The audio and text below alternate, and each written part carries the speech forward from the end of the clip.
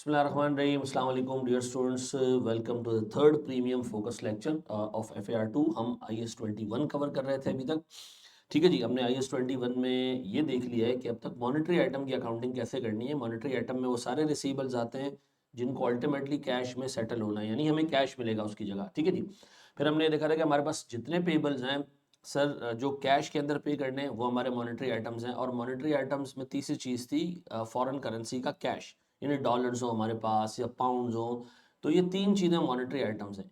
अगर आपके पास ये तीन चीज़ें हैं, यानी ऐसा रिसीवेबल है जिसमें अल्टीमेटली आपको कैश मिलना है, ऐसा पेबल है जो अल्टीमेटली आपको कैश में पे करना है, और आपके पास करेंसी यूनिट्स हैं और ये तीनों फॉरेन करेंसी में अगर हो, तो आपको हर रिपोर्टिंग डेट के ऊपर इसको रीमेजर करना है फॉरेन करेंसी के रेट के लिए। नए रेट के ऊपर आपने इसको रीमेजर करना है। फिर हमने सर इसमें बहुत सारी ट्रांजैक्शंस देखी। इन्वेंट्री परचेज करने पे अगर पेबल क्रिएट हो रहा है उसको कैसे देखना है, इन्वेंट्री बेचने के ऊपर जो रिसीवेबल क्रिएट हो रहा है उसको कैसे देखना है। फिर हमने एडवांस को देखा कि जी एडवांस एक मॉनेटरी आइटम नहीं है, क्योंकि एडवांस आमतौर पे गुड्स लेन और गुड्स के लेने देने में सेटल होता है। मिसाल के तौर पर अगर मैं अपने सप्लायर को एडवांस दूँ तो बदले में मुझे बाद में कैश नहीं मिलेगा, गुड्स मिलेंगी। और अगर मैं अपने कस्टमर से एडवांस लूँ तो मैंने बदले में कैश पे नहीं करना, उसको गुड्स देनी है। तो advance from customer and advance to supplier ये मॉनेटरी आइटम्स नहीं है, इनको रिमेजर करने की ज़रूरत नहीं है।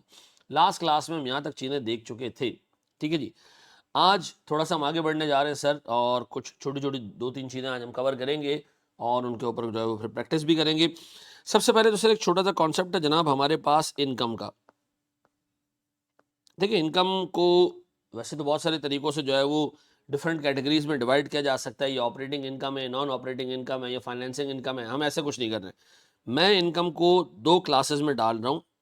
ठीक है जी, दो क्लासेस में डाल रहा हूँ on the basis of its occurrence. Income occur कैसे होती है, ठीक है जी, अक्रू कैसे होती है, इनकम जो है वो कमाई कैसे जाती है। सर कुछ इनकम होती है वो सर इवेंट बेस्ड होती है, और कुछ इनकम है सर वो कंटिन्यूअस है। क्या मतलब सर, दोनों दोनों को ज़रा एक्सप्लेन करें। मिसाल के तौर पर सर मैं एक मकान जो है वो ख़रीदता हूँ और उसको रेंट पे दे देता हूँ, और रेंट मुझे मिलता है सर से मिसाल के तौर पर पूरे अगस्त के महीने का। अगस्त के महीने का मुझे रेंट मिलता है। अगस्त के महीने का मतलब है 1 अगस्त से लेके 31 अगस्त तक। मुझे जो रेंट मिलता है आमतौर पे सर वो अगस्त के एंड पे मिलता है।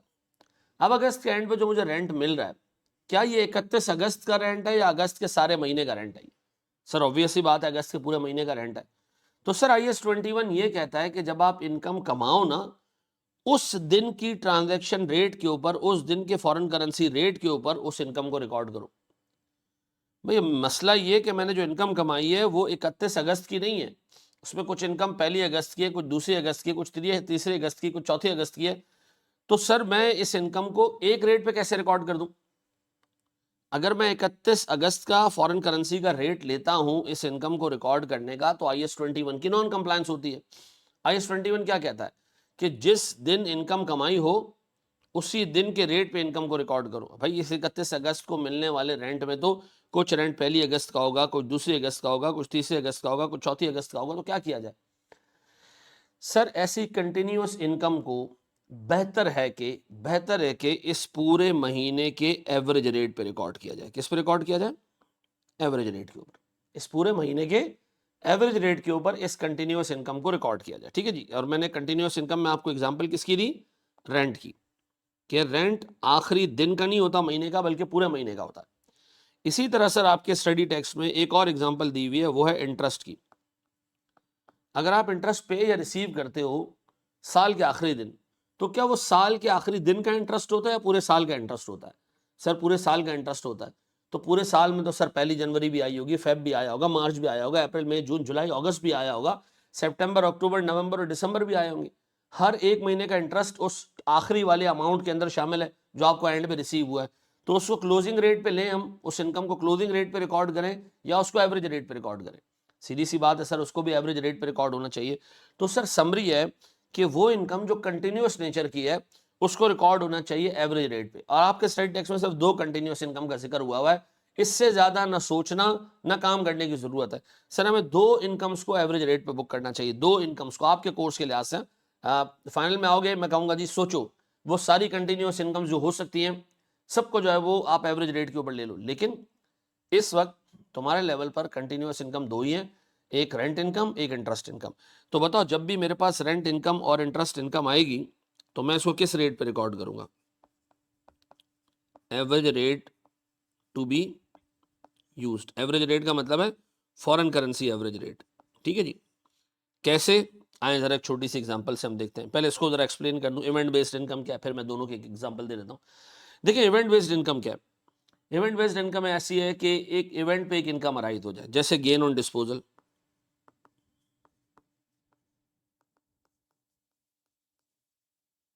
उसी वक्त अराइज हुई, ये तो नहीं कह सकते कि कंटिन्यूस इनकम है। ठीक है जी, जैसे कमीशन इनकम, मैंने एक बंदे को सेल्स करके दे दी और उस बंदे ने मुझे कहा ये लो, सेल हुई है तो उसी टाइम पे हुई है, तो कमीशन इनकम आप कह लें। सर यानी इवेंट बेस्ड इनकम पे तो लाइन लग सकती है। यहाँ पे बहुत सारी इनकम ऐसी है, एक्सपेंसेस ऐसे हैं जो एक पर्टिकुलर इवेंट पे ही होते हैं, उन वो कंटिन्यूस नहीं होते, उसी पॉइंट पे अराइज होते हैं। तो याद रखिएगा, जैसे सर हमारे पास सेल्स है उसी पॉइंट पे अराइज हुई, जैसे कॉस्ट ऑफ गुड्स सोल्ड है, तो मैं ये तो नहीं कहूँगा कि पूरे महीने की इनकम है, नहीं नहीं नहीं, उसी पॉइंट पे अराइज हुई है ना।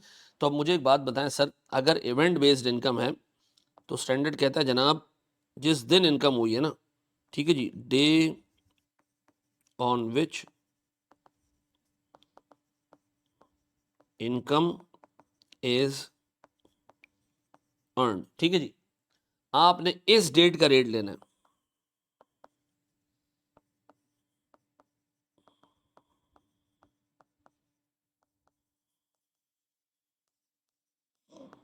ठीक है जी, अब बताएं समरी क्या है जनाब। मेरे पास इवेंट बेस्ड इनकम्स जो कि एक साथ हुई हैं, एक पॉइंट पे हुई हैं, आगे पीछे से कोई लेना देना नहीं है उसका, उसको मैं उसी दिन के रेट पे रिकॉर्ड करूंगा। और जो मेरे पास कंटिन्यूस इनकम है जो पूरे महीने में आहिस्ता आहिस्ता अक्रू हुई है, ठीक है जी, पूरे साल में आहिस्ता आहिस्ता अक्रू हुई है, पूरे साल में हमने अर्न की, कंटिन्यूसली अर्न की है, उसको मैं एवरेज रेट पे रिकॉर्ड करूंगा। ठीक है जी, आए जरा दो एग्जांपल्स देखते हैं ताकि ये चीज़ क्लियर हो जाए बिल्कुल। ठीक है जी,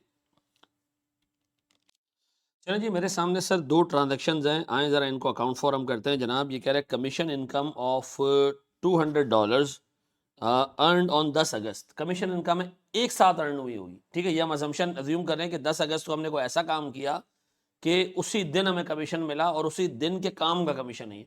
आप इसको ये नहीं कह सकते कि ओवर द पीरियड हमने कमाया, नहीं, मैं ये अज्यूम कर रहा हूँ कि हमने कोई ऐसा काम किया है जिसमें हमें 10 अगस्त को ही कमीशन मिला। अगर ये कमीशन कंटिन्यूस काम का होता तो इसको भी हम एवरेज रेट पे लेते। अच्छा, नीचे मेरे पास सर रेट आ रहे हैं। 1 अगस्त का फॉरेन करेंसी रेट है डॉलर का, 10 अगस्त का है, 31 अगस्त का है।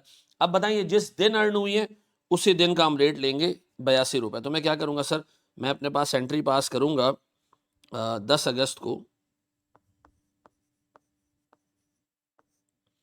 मैं एंट्री पास करूँगा सर, मेरे पास कैश डेबिट कितने से सर, $200 इंटू 82। सर अगर मैं मल्टीप्लाई करूँ 200 को 82 से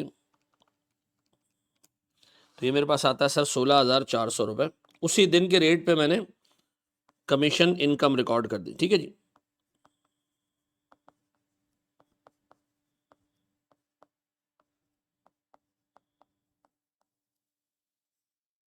धन्य जी।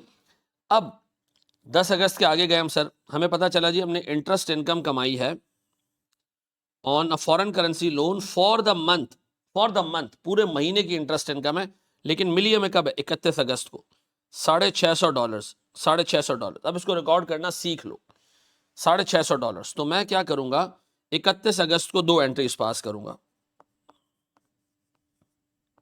31 अगस्त को दो एंट्रीज पास करूंगा, इसको सीख लो सर कैसे रिकॉर्ड करना है।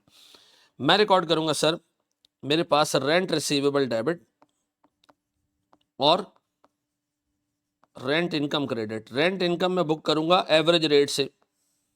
ठीक है जी, एवरेज रेट का मतलब ये है कि सर मेरे पास $650 इनटू एवरेज रेट कितना है जी, 86, पूरे महीने का एवरेज। एवरेज का मतलब है जनवरी, सॉरी 1 अगस्त, 2 अगस्त, 3 अगस्त, 5 हर दिन का रेट उठाया हमने, टोटल किया और 31 दिनों से डिवाइड कर दिया तो ये एवरेज रेट निकल आया सर। 650 multiply by 86।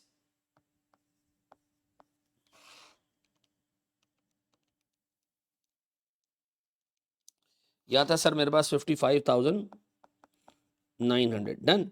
और मैंने रिसीवेबल भी बुक कर लिया सर 650 इंटू 86, ये आ गया सर मेरे पास 55,900। अब रिसीवेबल क्यों बुक किया सर, ये तो कैश में रिसीव हुआ है। अभी सर कैश भी कब बुक कर लेते हैं, कैश डेबिट। अब जब कैश मिला होगा तो कैश मिलना एक इवेंट है, तो उस दिन का रेट कितना है सर 650, और सर जिस दिन मुझे कैश मिला है उस दिन का रेट है 90 रुपए, तो मैं कैश तो डेबिट करूंगा 90 रुपए पे। सर मैं रिसीवेबल को क्रिएट कर दूंगा कितने से 650, सॉरी रिसीवेबल की अमाउंट यहाँ लिखी हुई है कितनी 55,900। अब मुझे बताएं सर मेरे पास 650 इंटू 90 कितना, याद है सर मेरे पास 58,500। अब बताएं सर मेरे पास इन दोनों का डिफरेंस 2600 रुपए का, इसका मैं क्या करूं सर, इसको हम अलग से बुक करेंगे किस नाम से, एक्सचेंज गेन के नाम से। कितना जी सर मेरे पास 650 मल्टीप्लाई बाय 4 रुपए, 4 रुपए से सर मेरा फॉरेन करेंसी का रेट डिफरेंट है, एवरेज के मुकाबले में क्लोजिंग रेट 4 रुपए ऊपर है। अब देखें अगर आप इन दोनों एंट्रीज का इम्पैक्ट देखें ना, मिला के इन दोनों एंट्रीज का इम्पैक्ट देखें तो आपको ये नजर आएगा कि एक तरफ मेरे पास रेंट इनकम बुक हुई है और एक तरफ मेरे पास एक्सचेंज गेन बुक हुआ है, और इन दोनों को एडअप करें तो ये वाकई 58,500 ही बन रहा है। लेकिन मैंने इंटरेस्ट इनकम में एक पोर्शन डाला और मैंने एक्सचेंज गेन में दूसरा पोर्शन डाला, अगर ऐड करूं तो इनकम तो उतनी ही है। मैं ऐसे भी कर सकता था कि मैं कैश डेबिट करता, मैं कहता जी मुझे इंटरेस्ट लास्ट डे पे रिसीव हुआ है, कैश डेबिट कितने से 650 इंटू 90, और ये हो जाता है जी 58,500, और मैं सर क्रेडिट कर देता इंटरेस्ट इनकम को 58,500। अगर मैं ये एंट्री पास करता तो मैं IAS 21 की नॉन कंप्लायंस नहीं कर रहा होता, क्योंकि IAS 21 ये कहता है प्रेफरेबली एवरेज रेट यूज करें आप। ठीक है जी, अगर आपको इनकम का अंदाजा है कि भाई वो ओवर द पीरियड अर्न की है, तो आप फिर आप क्लासिफिकेशन के लिए बेहतर ये कि एवरेज रेट यूज कर लें। ठीक है जी, और फिर आप जो है वो एक्सचेंज गेन अलग से बुक कर लें। लेकिन मैं आपको फिर बता दूं नीचे वाली एंट्री भी गलत नहीं है। एग्जाम में आप सर इस तरह करेंगे कि इंटरेस्ट इनकम और रेंट इनकम को एवरेज रेट पे रिकॉर्ड करेंगे, फिर जब ये कैश में रिसीव होगा तो आप कैश डेबिट करेंगे क्लोजिंग रेट से जिस दिन कैश रिसीव हुआ होगा, और सर जो आपने इनकम बुक की है इन दोनों के डिफरेंस को एक्सचेंज गेन के तौर पे बुक कर लोगे। यानी अगर मैं समरी लिखूं, सर तो मैं लिखूंगा जनाब interest income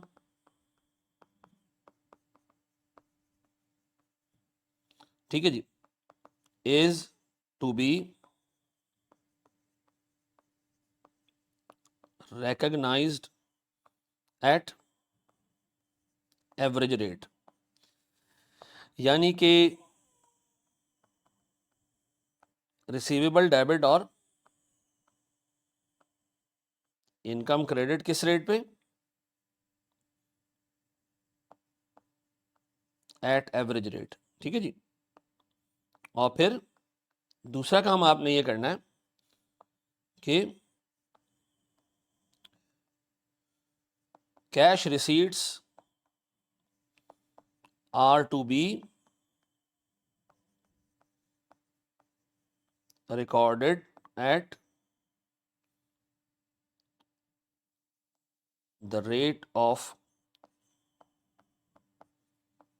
date of receipt, जिस दिन कैश रिसीव हुआ उस दिन के रेट पे आप कैश डेबिट करेंगे। ठीक है जी, मैं एंट्री पास करूंगा सर मेरे पास कैश डेबिट और रिसीवेबल क्रेडिट, और बाकी मेरे पास क्या आ जाएगा एक्सचेंज गेन और लॉस। ये आ रहा होगा सर मेरे पास सर डेट ऑफ रिसीट के रेट पे,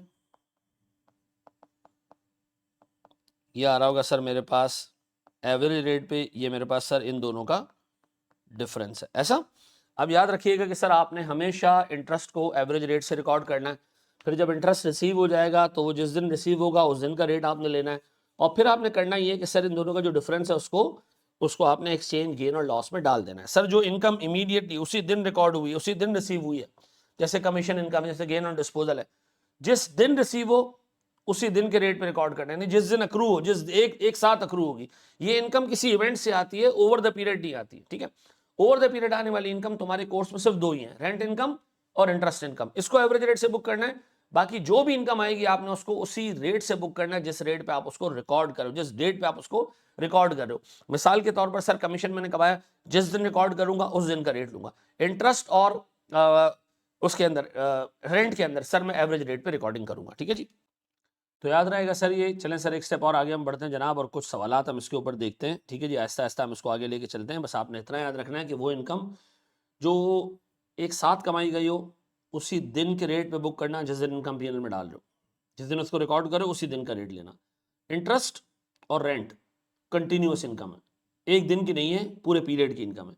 एवरेज रेट पे लेना, जब कैश रिसीव हो तो कैश रिसीट डेट वाली का जो रेट है वो आप कैश रिसीट पे ले लेना, और जो आपने रिसीवेबल बुक किया है इन दोनों के डिफरेंस से आप क्या बुक कर लेना, एक्सचेंज गेन।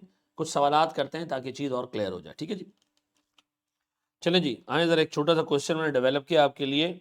ये कह रहे जी इंटरेस्ट इनकम जनवरी के महीने की है $200, जबकि हमें रिसीव हुई है 31 जनवरी को। अभी हमने ऊपर एक रूल पढ़ा था कि इनकम को एवरेज रेट पे रिकॉर्ड करना, रिसीट को उसी डेट के रेट पे रिकॉर्ड करना जिस डेट पे रिसीव हुआ है, और फिर बाकी का डिफरेंस आप एक्सचेंज गेन में डाल देना। तो सबसे पहले हम रिकॉर्ड करें सर 31 जनवरी को, अगस्त कहाँ से आ गया भाई, अच्छा एवरेज है सॉरी, 31 जनवरी को हम रिकॉर्ड करें सर रिसीवेबल के तौर पे। Sir interest receivable debit, sir मेरे पास $200 है और एवरेज रेट 125, $200 125 कितना जी, 25,000। और मैंने क्या किया सर, इंटरेस्ट रिसीवेबल डेबिट और इंटरेस्ट इनकम क्रेडिट, 200 इंटू 125 कितना जी, 25,000। अब उसी वक्त ये रिसीवेबल कैश में कन्वर्ट हो गया तो हमने फिर एक एंट्री पास की 31 जनवरी को, हमने एक एंट्री पास की कैश डेबिट कितने से, $200, लेकिन साल के आखिरी दिन, महीने के आखिरी दिन जो मिला है उस दिन रेट 128 हो चुका है, 128, 25,600। अब सर मेरे पास इंटरेस्ट रिसीवेबल क्रेडिट कितने से, सर इंटरेस्ट रिसीवेबल हमने रिकॉर्ड किया हुआ है सर,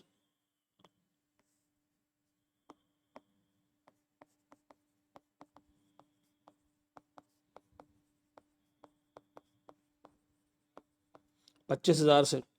अब बाकी का डिफरेंस है एक्सचेंज गेन, कितने का जी, 600 रुपये का, पक्का डन है। जो ऐसे भी कैलकुलेट हो सकता है कि $200 हैं और एवरेज के मुकाबले में क्लोजिंग बैलेंस, क्लोजिंग रेट जो है वो ₹3 ज़्यादा है। डन, ये सीख लोगे जनाब, पक्का। एक छोटा सा क्वेश्चन और देखें, बड़े एक स्टेप और आगे चलें जी। एक छोटा सा क्वेश्चन और करते हैं, ये बस इसमें एक और जो है वो एडिशन मैंने डाल दी है। इंटरेस्ट इनकम है दिसंबर की, पूरे दिसंबर के महीने की $500, ठीक है जी। फिर रिसीव हुई है लेकिन ये 5 जनवरी को, ये 31 दिसंबर को रिसीव नहीं हुई, 5 जनवरी को रिसीव हुई।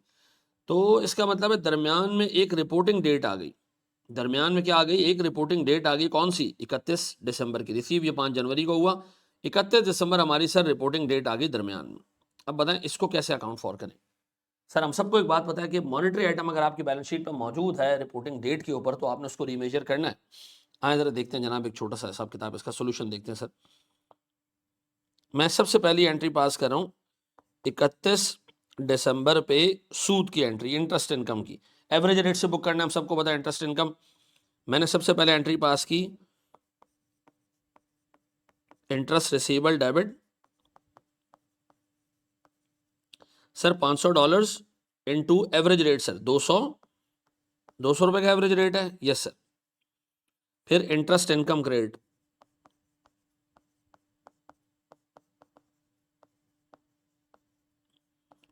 $500 इंटू 200 रुपए के रेट, शायद 1 लाख रुपए बनते हैं जी सर। देखो मुझे पता था कि 1 लाख है लेकिन मैं फिर भी कैलकुलेटर यूज़ किया। ये आपके अंदर आदत होनी चाहिए, अपने ट्यूशन पे मत जाया करें, पेपर में देख लिया करें। 31 दिसंबर को तो ये सीन होगा जी।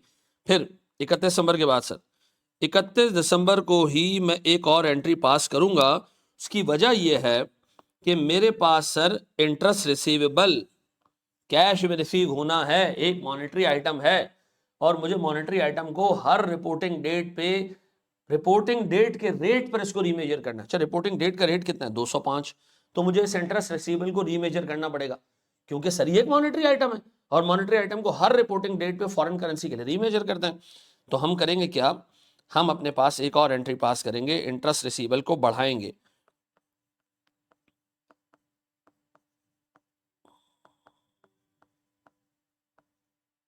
सर $500 मल्टीप्लाई बाय कितना जी? 5 रुपए का रेट, 5 रुपए, ठीक है जी, 5 रुपए का रेट। सर ये 2500 रुपए हो जाते होंगे। सर ये मैंने बढ़ा दी और डिफरेंस कहाँ डाल दिया सर? एक्सचेंज गेन में। ये हमें उसी वक्त रिसीव नहीं हुआ, थोड़े टाइम बाद रिसीव होगा, बीच में एक रिपोर्टिंग डेट आ गई तो हमने एक्सचेंज गेन बुक कर लिया। अब हमें ये रिसीव होगा कब? 5 जनवरी को। अब जब ये 5 जनवरी को रिसीव होगा तो मैं एंट्री क्या पास करूंगा सर? कैश डेबिट कितने से? $500 मल्टीप्लाई बाय रेट क्या हो चुका है सर? 208 रुपए का। ऐसा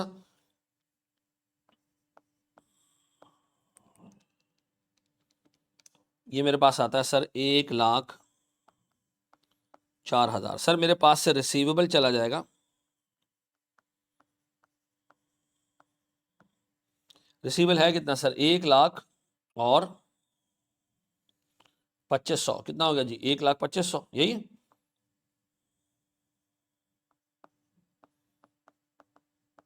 लेकिन सर अब मेरे पास एक्सचेंज गेन भी आ जाएगा मजीद,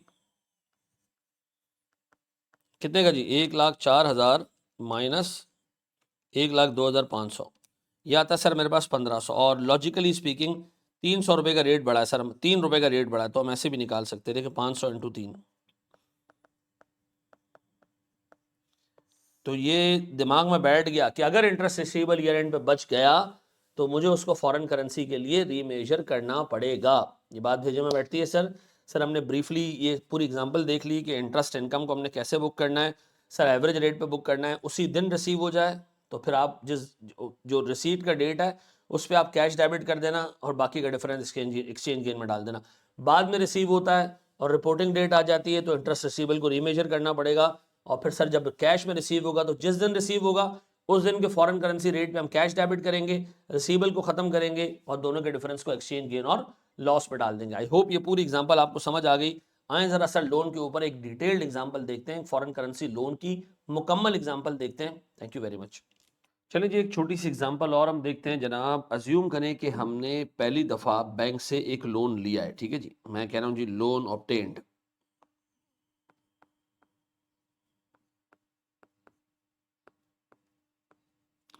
ये लोन जो हमने लिया है मैं अज्यूम कर रहा हूँ सर $1,000 का, $1,000 का लोन, ठीक है जी, बैंक से लिया हमने।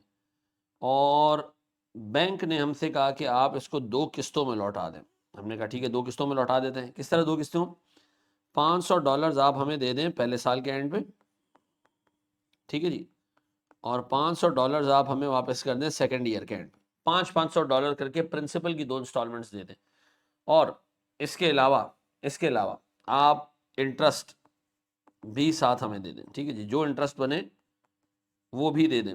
इसका मतलब है सर हम इस $1,000 के लोन को 200 में पे करेंगे, $5,000 के लोन को, ठीक है जी, $500 एक तरफ, $500 दूसरी तरफ, और दोनों के साथ जितना इंटरेस्ट होगा उस साल का वो भी पे करेंगे, ठीक है।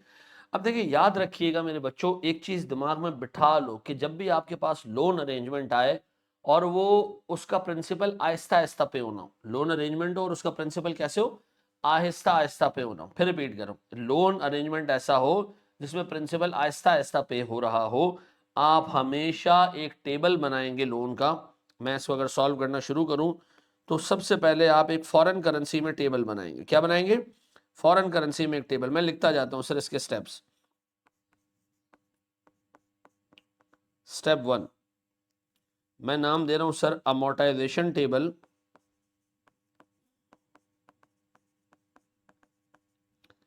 Amortisation table in foreign currency. Foreign currency में अमोर्टाइजेशन टेबल आपने बनाना है। अब कैसे बनेगा ये सर, एक छोटा सा टेबल बनाते हैं जनाब हम। सर हमारे पास ईयर, ओपनिंग, इंटरेस्ट, ठीक है जी, कैश और क्लोजिंग, ठीक है जी। मेरे पास सर पहला साल, ओपनिंग है मेरे पास $1000, इंटरेस्ट, सर इंटरेस्ट का रेट कितना है जी, अज्यूम कर लेंगे सर हमारे पास इंटरेस्ट रेट है 12%, ठीक है जी। For the sake of simplicity हम 12% अज्यूम कर लेते हैं। 12% का मतलब है 1000 पूरे साल अगर मैं लोन आउटस्टैंडिंग यूटिलाइज किया है तो मेरा पूरे साल का इंटरेस्ट होना चाहिए 120, ठीक है जी। अब पहले साल के एंड पे आउटस्टैंडिंग लोन $1000 का है और $1000 का है और आउटस्टैंडिंग इंटरेस्ट $120 का है। तो हमने तो बैंक से वादा किया था कि हम बैंक को $500 पे करेंगे और साथ में उस साल का सूद भी पे करेंगे। तो उस साल का सूद तो 120 है, तो $500 प्लस $120 वुड बी 620। तो अगर मैं 620 पे कर देता हूं तो सर मेरा क्लोजिंग आउटस्टैंडिंग बैलेंस $500 रह जाता है, ठीक है जी। ये पूरा टेबल डॉलर्स में बन रहा है, ये रुपीज में नहीं बन रहा, ठीक है सर। Second year $500 outstanding. अब इस $500 पे 12% के हिसाब से जो सूद लगेगा वो ₹60 का होगा। डन। अब बताएं सर मैं कितना कैश पे करूंगा, पूरे $500 और ₹60 का सूद, 560 और मेरा लोन हो जाएगा खत्म। डन हो गया। ये मैंने फॉरेन करेंसी में एक टेबल बना लिया, सारी ट्रांजैक्शन जो फॉरेन करेंसी में होनी थी वो मेरे सामने आ गई। ये टेबल आपने हमेशा फॉरेन करेंसी में बनाना है। डन हो गया। अब हम आते हैं सर सेकंड स्टेप पे।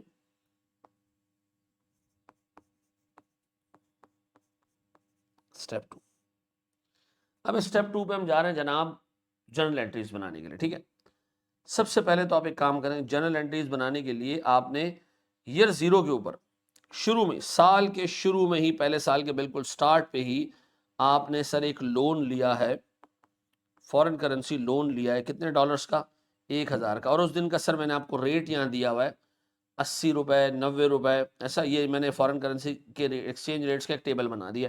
ठीक है जी। मुझे बताएं ईयर 0 पे हमें कितने कितने रुपए का $1 मिल रहा है? 80 रुपए का। तो जब आपने $1000 का लोन लिया होगा उसकी एंट्री क्या पास की होगी? कैश डेबिट कितने से जी? $1000 इंटू 80, दैट इज 80,000। और इसके बाद सर मेरे पास क्रेडिट क्या करूं मैं? क्रेडिट क्या करूं सर मैं? Loan payable $1000 into 80 would be 80,000। Done हो गया जी। पहली एंट्री डन, पहली एंट्री डन। फिर आ जाओ पहले साल के एंड पे। अब पहले साल के एंड पे आपने सूद की एंट्री पास करनी है और हमेशा हमने इंटरेस्ट एक्सपेंस को एवरेज रेट से पास करना है। तो हमने अपने पास एंट्री पास की, इंटरेस्ट एक्सपेंस डेबिट कितने से भैया? Sir $120 into into average rate पहले साल का गिवन है। हाँ, एवरेज रेट पहले साल का है 86, ठीक है जी। ओपनिंग था 80, एवरेज 86 है। मल्टीप्लाई करो जी 86 से, ठीक है जी। ये हमारे पास आता है सर 120 इंटू 86, ये आता है 10,320 रुपए, ऐसा। और क्रेडिट क्या करूं सर मैं? इंटरेस्ट पेबल 10,320, ऐसा। और ये डॉलर टर्म्स में 120 इंटू 86। डन हो गया। अब बताएं सर मेरे पास ये हिसाब किताब हो गया खत्म, मैंने इंटरेस्ट एक्सपेंस बुक कर लिया। अब चूंकि साल का एंड है, साल का एंड है, साल का एंड है मेरे प्यारे बच्चों, साल का एंड है, तो मुझे करना क्या पड़ेगा? साल के एंड पे आके मुझे एक तो पेमेंट करनी है, पेमेंट करनी है मैंने। पेमेंट किसकी करनी है सर? मैंने पेमेंट करनी है इंटरेस्ट की भी, मैंने पेमेंट करनी है प्रिंसिपल की भी। मैंने $500 प्लस प्लस सर $120 का सूद, ये दोनों पे करने। तो मैं काम करता हूं सर, मेरे पास दो पेमेंट्स हैं, एक प्रिंसिपल है,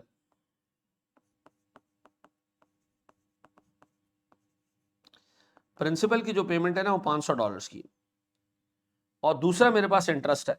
अच्छा, जब मैंने प्रिंसिपल लिया था 80 रुपए पे लोन पेबल रिकॉर्ड किया था, अब मैं इसको पे करने जा रहा हूं $500। तो सर आज का रेट कितना है जी? क्लोजिंग रेट पहले साल का 90 रुपीज। अब देखो इसको रिकॉर्ड कैसे करते हैं।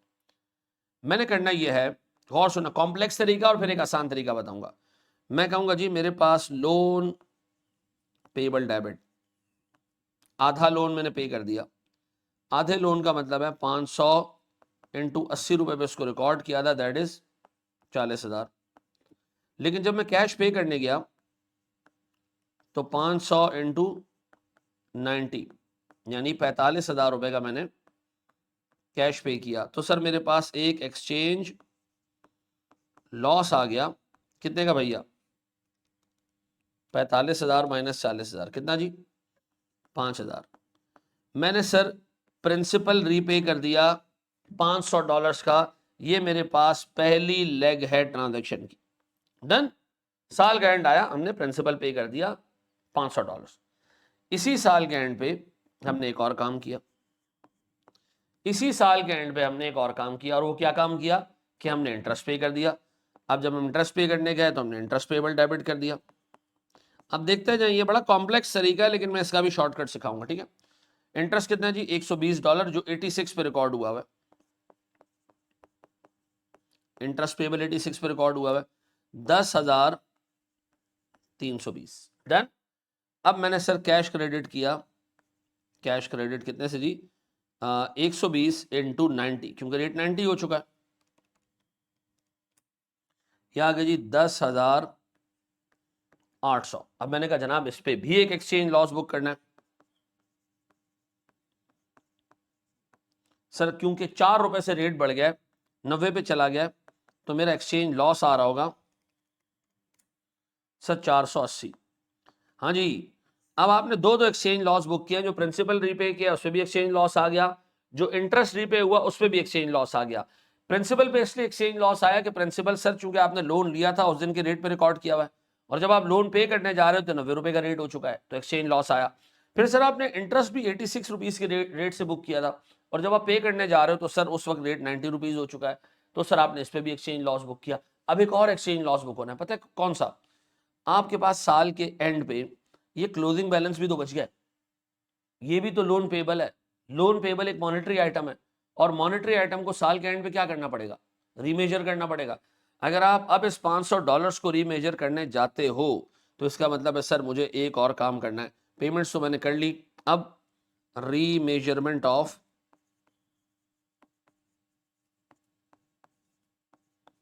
Outstanding loan.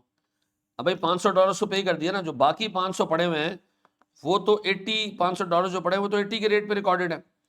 अब तो रेट चेंज हो चुका है, अब तो इन्हीं $500 का रेट हो चुका है 90, और ये हो चुका है जी 45,000। तो मुझे इस पे भी सर फॉरेन करेंसी का एक्सचेंज गेन और लॉस बुक करना है। तो मैं एक और काम करूंगा जनाब, सर मैं एक्सचेंज लॉस डेबिट करूंगा, ठीक है जी।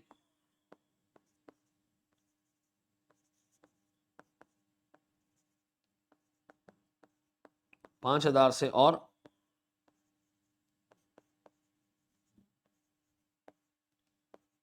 लोन पेबल क्रिएट कर दूंगा 5,000 से, डन। पक्का जी। अब देखिए इतना लंबा काम 3 हिस्सों में एक्सचेंज लॉस आया।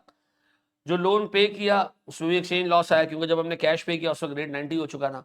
जो इंटरेस्ट था उसको भी पे करने का, उस पर भी एक्सचेंज लॉस आया, क्योंकि हमने इंटरेस्ट एवरेज रेट से बुक किया था और पेमेंट के वक्त रेट 90 रुपीज हो चुका है। और सर जो आउटस्टैंडिंग लोन था उस पर भी एक्सचेंज लॉस बुक हुआ, क्योंकि हमने उसको 80 रुपए पे डे वन पे बुक किया था, अब वो 90 पे आ चुका है। तो तीन तीन एक्सचेंज लॉसेस बुक हुए, ऐसा जी। अब अगर मैं काम करता सर, इसको जरा सा आसान तरीके से लेके चलता तो मामला थोड़े से डिफरेंट होते। खैर ये पहली साल की एंट्रीज आप कॉपी करें मुश्किल तरीके से, फिर इसका मैं आसान तरीका बता रहा हूँ। चलिए जी, एक आसान तरीका मैं आपको बताता हूँ जो आप फॉलो कर सकते हैं यही पहले साल के एंट्रीज बनाने के लिए। वो आसान तरीका क्या है सर, और मैं रिकमेंड करूँगा आप उसी तरह उसको फॉलो कीजिएगा। देखिए सबसे पहले तो आसान तरीके में आप ये करना, जब आप सवाल शुरू करें तो ये जो अमोर्टाइजेशन टेबल है ये एज इट इज आप उठा लीजिएगा सर, इसी तरह आप बना लीजिएगा। ठीक है, मैं इसको कर लेता हूँ कॉपी। यहाँ हेडिंग डालता हूँ सर मैं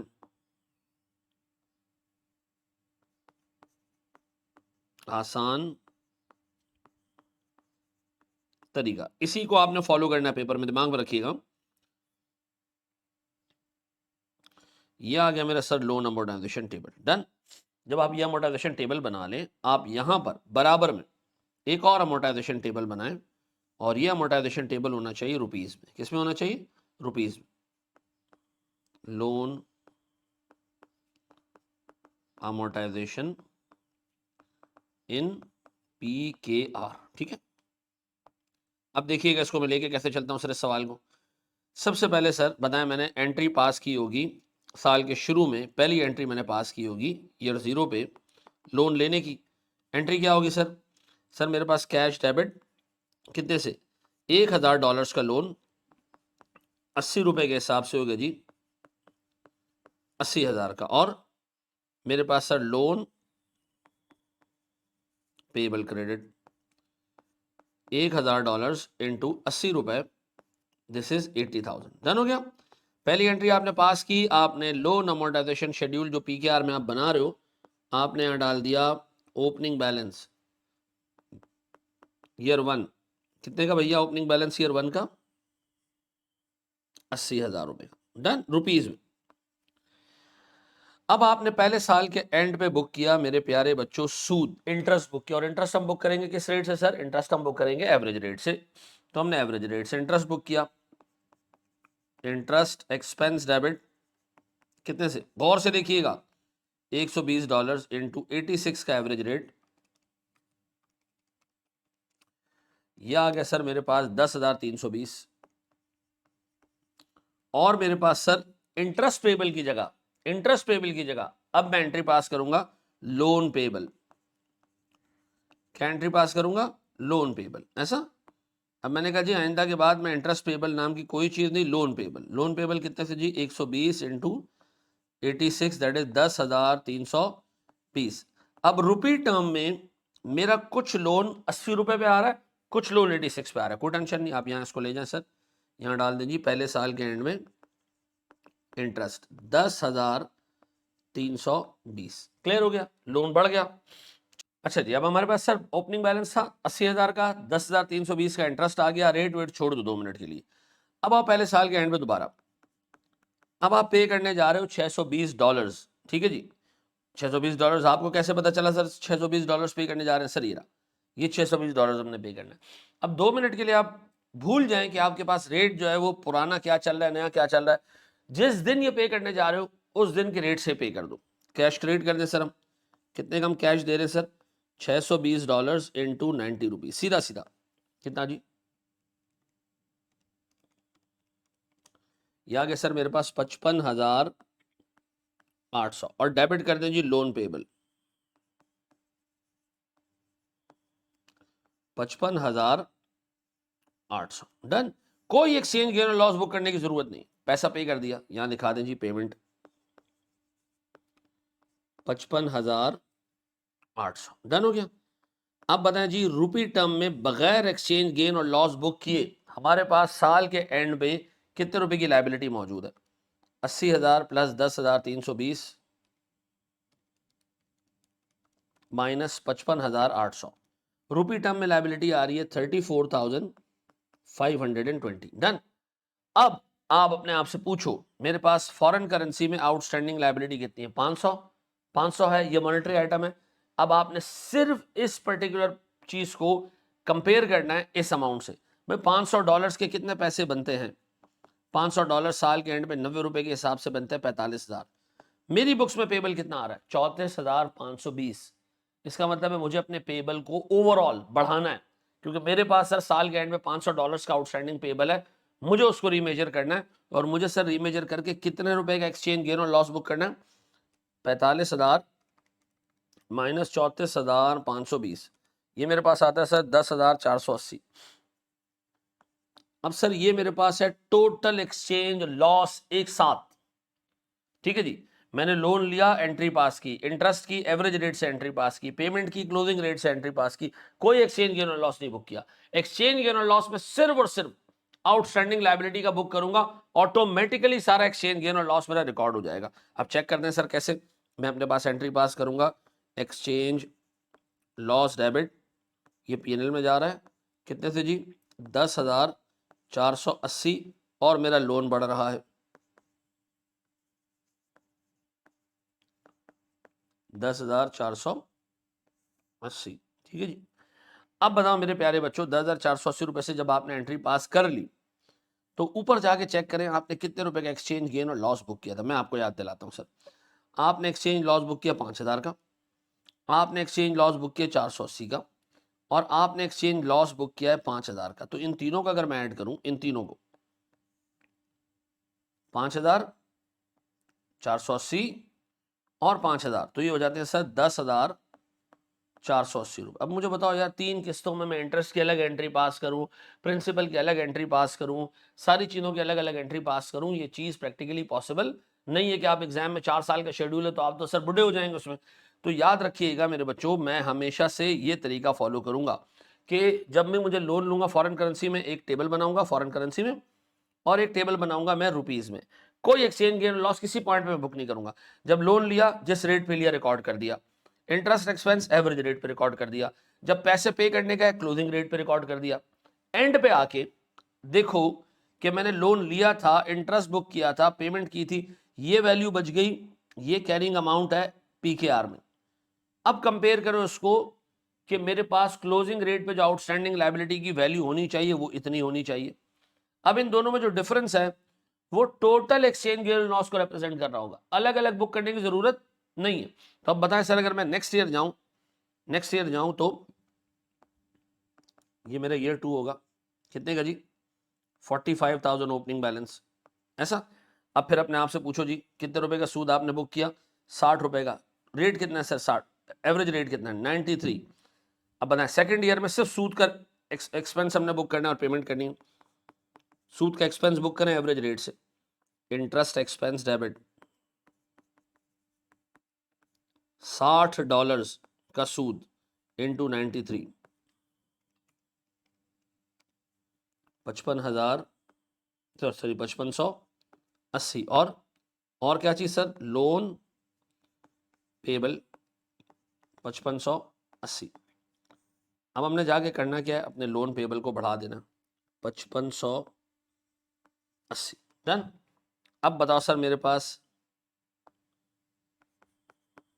ईयर 2 के एंड पे मैं आपसे पूछ रहा हूं हमने कितने रुपए की पेमेंट करनी है और लोन पेबल खत्म करना है लोन पेबल। अब मजीद आउटस्टैंडिंग वगैरह बचेगा नहीं, तो लोन पेबल को हमने क्या करना है? खलास, खत्म। अब बताओ, जब खत्म करना है तो एंट्री क्या पास करें? लोन पेबल पड़ा हुआ कितना है हमारी बुक्स में? लोन पेबल है कितना? 45,000 और 5580। यही अमाउंट है जो मैंने पे करनी है। तो इन दोनों को ऐड कर दें आखिरी साल में, 55,000 और 45,000 और 5580, ये मेरे पास बनते हैं सर 50,580। अब देखिए मैं एंट्री क्या पास कर रहा हूँ, गौर से देखिएगा। सर मेरे पास से कैश क्रेडिट $560। क्लोजिंग रेट कितना है? Closing rate sir, closing rate है मेरे पास 98। पहले रिकॉर्ड करें कैश की पेमेंट को, 98। ठीक है जी, 560 मल्टीप्लाई बाय 98, यह आता है सर मेरे पास 54,880। सारा लोन पेबल खत्म कर दें। लोन पेबल कितना जी? 45,000 और 5580।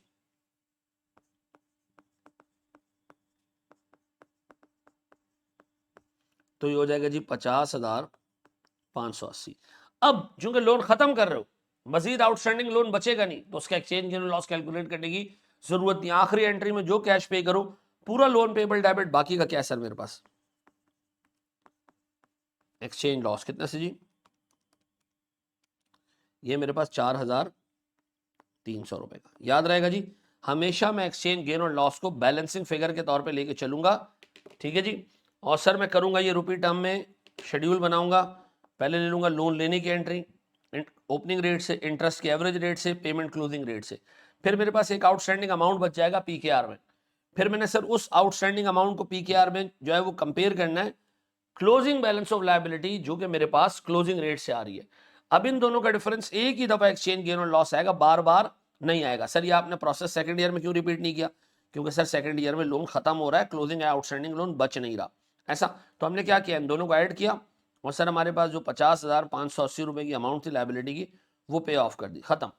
ठीक है जी। अदरवाइज ये भी कर सकते थे कि तुम यहां पर भी पेमेंट दिखाते 54,880 से, ऐसे दिखाते, तो आपके पास सर बैलेंस बचता, नेट बैलेंस बचता 4300 का। आप कहते जी एंड पे मेरे को कोई लायबिलिटी है ही नहीं। ठीक है जी, तो मैं क्या कर रहा हूँ, 4,300 रुपये का एक्सचेंज लॉस बुक कर रहा हूँ, ठीक है जी। लेकिन आसान तरीका ये कि जिस साल लायबिलिटी पे ऑफ कर रहे हो सारी अमाउंट जो पड़ी हो लायबिलिटी में वो खत्म कर देना, ठीक है जी। और जो डिफरेंस आए कैश पेमेंट में उसमें उस पर एक्सचेंज गेन और लॉस बुक कर लेना। तो हमारे पास स्टेप्स क्या होंगे सर? हम पीकेआर में जो शेड्यूल बनाएंगे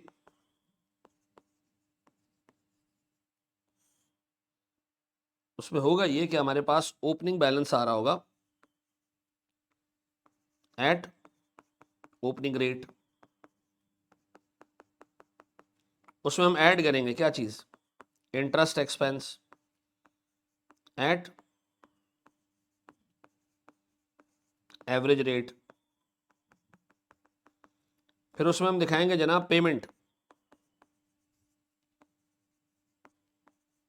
एट पेमेंट डेट के रेट से या क्लोजिंग रेट आप कह लो। बच जाएगा जी हमारे पास क्या चीज? Closing balance before remeasurement, before remeasurement ऐसा। फिर क्या करोगे जनाब? Closing balance with closing rate, ये आ जाएगा। और इन दोनों का डिफरेंस मेरे पास होगा एक्सचेंज गेन और लॉस, ऐसा। आए जरा सर इस पे एक और सवाल देखते हैं, बढ़ते हैं एक स्टेप आगे। Thank you very much. चलिए जी सर, हमने पिछले सवाल में एक पूरा सीक्वेंस देखा चीज़ों का कि हमने किस तरीके से जो है वो लॉन्ग टर्म लोन जिसमें प्रिंसिपल आहिस्ता आहिस्ता रीपे हो रहा हो उसको हमने किस तरह फॉरेन करेंसी में डील करना है। तो सर ये स्टेप्स आपने याद रखने हैं। जब भी आपको नया लोन मिलेगा, ठीक है जी, उस दिन जो रेट चल रहा होगा उस पर आपने लोन को रिकॉर्ड कर देना है, ठीक है जी, प्रिवेलिंग रेट के ऊपर। डन। फिर सर आपने सर सूद उसमें ऐड करना है एवरेज रेट से, और जो रीपेमेंट आप कर रहे हो उस दिन रीपेमेंट वाले दिन जो रेट है वो आपने ले लेना। फिर साल के एंड में आपने सर रुपी टर्म में जो लोन क्लोजिंग बैलेंस आ रहा है वो निकाल लेना है। और ये क्लोजिंग बैलेंस रुपी टर्म में कैसे आएगा सर? ओपनिंग में ये इंटरेस्ट ऐड करोगे और ये माइनस कर दोगे तो क्लोजिंग बैलेंस आ जाएगा। इस क्लोजिंग रुपी बैलेंस को आपने कंपेयर करना है closing balance using closing rate, यानी डॉलर का जो लोन है उसको आपने क्लोजिंग रेट से मल्टीप्लाई करना है। और इन दो वैल्यूज के डिफरेंस को आपने क्या ट्रीट करना है? एक्सचेंज गेन और लॉस। एक सवाल और हम करते हैं और बार बार ये स्टेप्स मैं आपको रिपीट करता जाऊंगा। इस सवाल के नीचे एक और सवाल आ रहा है सर। ये सवाल मेरी रिक्वेस्ट है कि आप वीडियो को पॉज करें और खुद इसको अटेम्प्ट करें। $100 का आपने लोन लिया ईयर 0 पे, ठीक है जी। ईयर 1 में से उसमें से 40 रुपए का प्रिंसिपल रीपे कर रहे हो और साथ में सूद रीपे कर रहे हो। ईयर 2 में 30 रुपए का प्रिंसिपल और ईयर 3 में 30 रुपए का principal along with interest for that year, ठीक है जी। सर हमारे पास साल के स्टार्ट पे रेट है 112 रुपए पर डॉलर। फिर हमारे पास सर हर साल के क्लोजिंग रेट भी आ रहे हैं और हर साल का एवरेज रेट भी आ रहा है। तो सर एवरेज रेट आपने सिर्फ इंटरेस्ट एक्सपेंस के लिए यूज करना है, क्लोजिंग रेट आपने जो है वो लायबिलिटी को रीमेजर करने के लिए और रीपेमेंट के लिए यूज करना है। सर ये सवाल आपके सामने, वीडियो को यहाँ पॉज करें और ये जो ऊपर आपने स्टेप्स देखे थे ना, इसके हिसाब से आप इस सवाल को सॉल्व करें और फिर उसके बाद इसका सोल्यूशन उठा के देखें, ठीक है जी। 3 साल का लोन टर्म है, 3 साल आपने लगातार इसको लेके चलना है, ठीक है जी। यहाँ वीडियो को पॉज करें और अल्लाह का नाम लेके इसको अटेम्प्ट करें। मैंने साल का ओपनिंग रेट भी दिया हुआ है, क्लोजिंग रेट्स भी दिए हुए हैं, एवरेज रेट्स भी दिए हुए हैं। सर यहाँ रोके वीडियो को देखें, ठीक है जी। अच्छा जी सर, आपने आई होप देख लिया होगा वीडियो को। अब जो है वो इसका सोल्यूशन देखना शुरू करते हैं। सबसे पहले हम 2 टेबल्स बनाएंगे सर। 2 टेबल सर हमारे पास, एक टेबल है अमोर्टाइजेशन का यूएस डॉलर्स में, अमोर्टाइजेशन के 2 टेबल्स, ठीक है जी। पहला टेबल किससे बन रहा है जनाब? रुपीज से, ठीक है जी। तो sorry dollars, US dollars. US dollar से कैसे बनेगा sir? Again sir year opening, sir इस पे सूद, सर मेरा कैश का रीपेमेंट और सर मेरे पास फिर इसके बाद क्लोजिंग बैलेंस, ऐसा।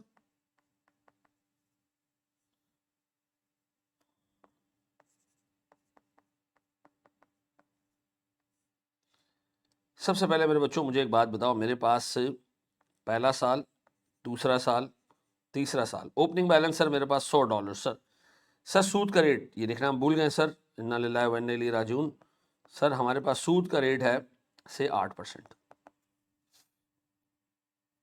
8% का मतलब है सर ₹8 का सूद, ठीक है जी।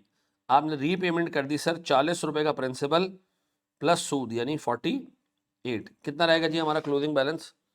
100 + 8 - 48, तो ये रह गया होगा ₹60 का बैलेंस, ठीक है जी। ₹60 पे अगले साल 8% के हिसाब से जो सूद आता है वो 4.8 आता है, और सर इस साल का ₹30 का प्रिंसिपल और 4.8 का सूद, दैट इज $34.8। तो सर मेरे पास क्लोजिंग बैलेंस रह जाता है $30। $30 पे 8% के हिसाब से इंटरेस्ट 2.4, और रीपेमेंट हुई होगी सर 32.4 की, और क्लोजिंग बैलेंस 0 हो गया होगा। ये अमोर्टाइजेशन शेड्यूल हमने बनाया किसमें? US डॉलर्स में। डन। अब हम करने जा रहे हैं सर यही अमोर्टाइजेशन शेड्यूल बनाने जा रहे हैं किसमें? PKR में, और ये आहिस्ता आहिस्ता हम बनाते जाएंगे, ठीक है जी। PKR में हम करेंगे ये कि हम 3 सालों का शेड्यूल बनाएंगे कुछ इस तरीके से, ईयर 1, ईयर 2 और ईयर 3, ठीक है जी। हम इसमें डालते जाएंगे सर हमारे पास सबसे पहले ओपनिंग बैलेंस। हाँ भाई, कितने डॉलर्स का आपने लोन लिया है? $100 का, और रेट 112। तो हम सर अगले पेज पे जनरल एंट्रीज भी पास करते जाते हैं। ईयर 0, सबसे पहले हमने क्या किया होगा? कैश डेबिट कितने थे जी? $100 इंटू 112, $100 इंटू 112 इज 11,200, और loan payable $100 into 112 is 11,200। Done हो गया। अब PKR वाले में ये एंट्री डाल दे जी, 11,200 रुपये का लोन आपने ले लिया। क्लियर हो गया? कोई मसले वाली बात नहीं सर। अब बड़े एक स्टेप आगे, अब सूद उठाएं सर, इससे $8 का सूद है सर। एवरेज रेट पे इसको रिकॉर्ड करें सर पहले साल के एंड पे। सर मेरे पास इंटरेस्ट एक्सपेंस डेबिट कितने से मेरे बच्चों? एवरेज रेट कितना है पहले साल का? 115 एवरेज रेट, ठीक है जी। 115 interest expense sir, $8 into 115, 8 into 115, यह आता है सर मेरे पास 920 रुपए का इंटरेस्ट, और अगेन लोन पेबल क्रेडिट 920, ठीक है जी। अब बताइए लोन पेबल जो रुपी टर्म में ऐड हुआ है, ये इसमें ऐड कर दूं? Yes sir.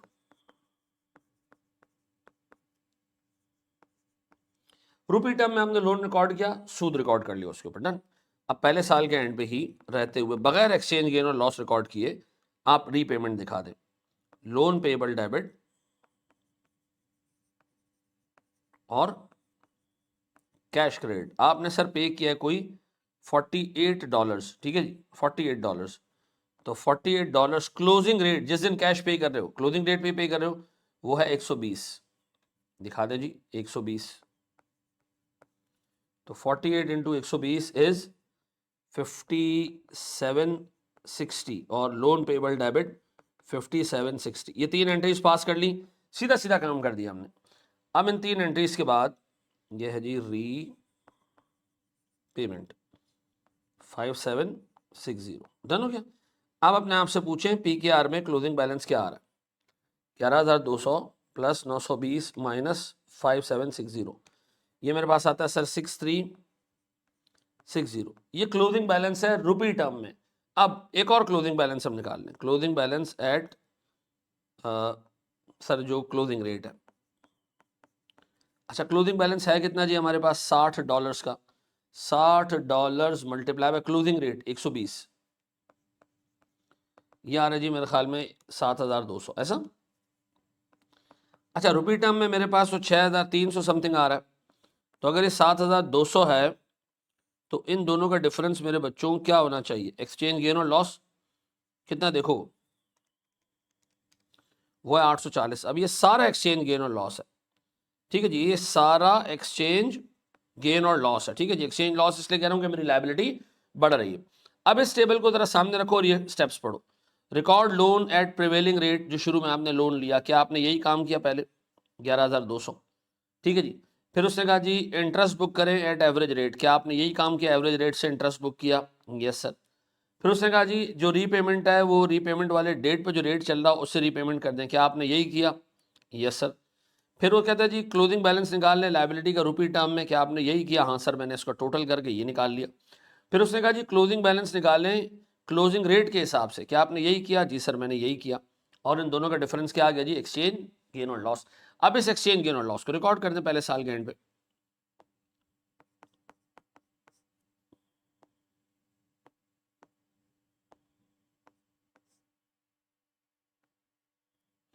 अब बताएं अगर मैं इस एक्सचेंज गेन और लॉस को रिकॉर्ड करूं तो कैसे रिकॉर्ड करूंगा? सर यार क्या हो गया, क्यों चल नहीं रही?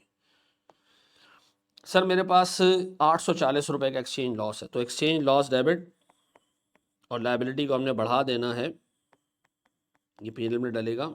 सारे एक्सचेंज गेन और लॉसेस अभी तक हमने जितने पढ़े वो पीएनएल में जा रहे हैं, ठीक है जी। एक्सचेंज लॉस डेबिट और लोन पेबल क्रेडिट कितने से? 840। डन हो गया, पहला साल खत्म, पहला साल खत्म। अब बताओ सेकंड ईयर ओपनिंग बैलेंस कितना होना चाहिए? सर सीधी सी बात है, जो आप लेके गए हो 7200। अब अगेन इस पे एवरेज रेट से सूद, सूद कितना है जी? 4.8। अब सेकंड ईयर में तो लोन नहीं लिया ना, सेकंड ईयर के एंट्रीज हम पास कर रहे हैं, सीधा सीधा interest expense debit.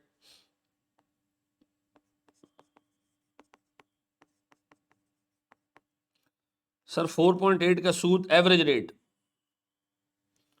Average rate is 126, ठीक है जी, कर लें जी 126 से 4.8 इंटू 126 इज 605 कर लेता हूं मैं ऐसा।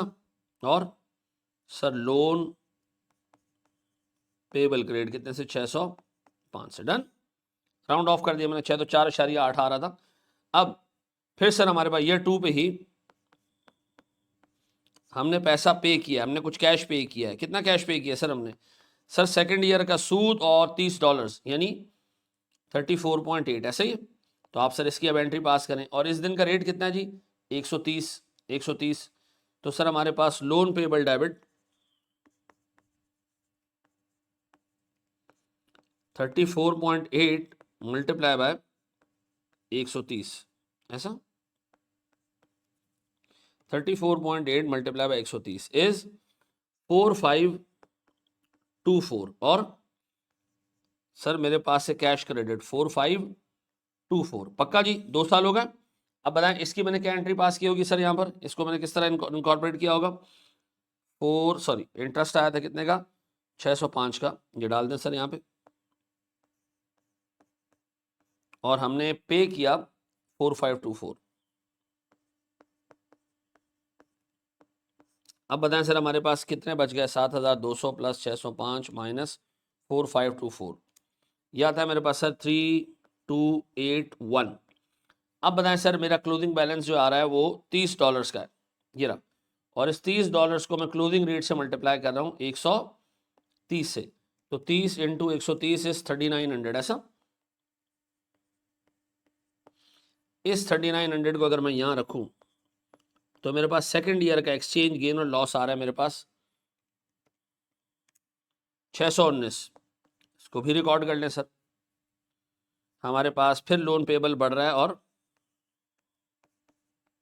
एक्सचेंज लॉस जा रहा है पीएनएल में 619 रुपए का, और लोन पेबल इंक्रीज हो रहा है। अब अगले साल लोन रीपे होना पूरा पूरा, तो अगले साल की एक्सचेंज गेन और लॉस की वर्किंग बनाने की जरूरत नहीं है, डायरेक्ट हम जो है एक्सचेंज गेन और लॉस आखिरी एंट्री में बुक करेंगे। थर्ड ईयर में बताओ ओपनिंग कितना है? 3900। आप सबसे पहले बुक करो सूद थर्ड ईयर में, एवरेज रेट से इंटरेस्ट बुक करो।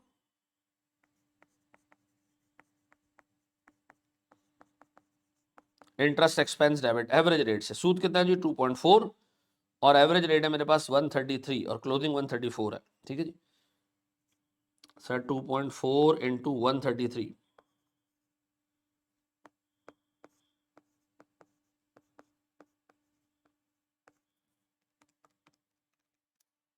ये आता है सर मेरे पास 319.2 है, लेकिन मैं नहीं ले रहा।